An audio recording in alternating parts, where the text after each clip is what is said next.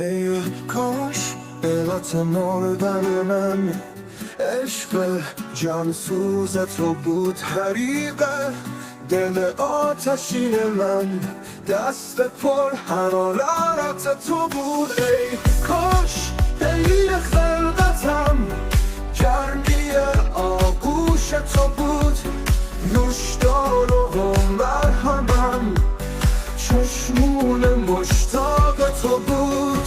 الهی قش و صف می کردم من برات، سنکوپ قلبی من گردن زیبای تو بود. ای کاش علت مردن من قهر آشتی مدام تو بود، خاک سپاری غرور من پای صنوبر تو بود. ای کاش افسانه تقدیر من سر انگشتان تو بود، نهار روح سرکشم کمند گیسوی تو بود. الهی پاش و صف می کردم من برات، سرشته نجات من رو هر دو شونه تو بود.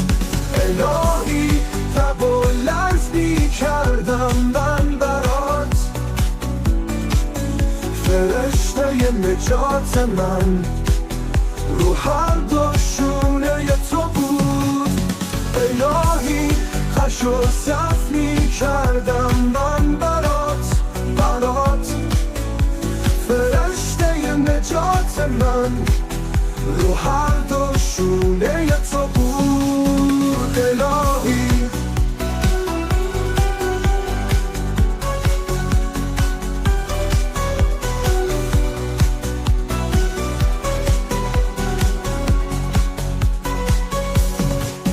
ای کاش در فکر و خاطرم چهره خوشگل تو بود، رویای خواب هر شبم لبان بیتاب تو بود.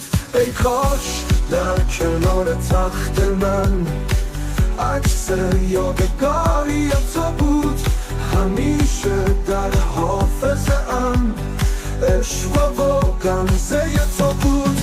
الهی روزی 100 دفعه می مردم من برات، دائما در ذهنم ناز و کرشمه تو بود.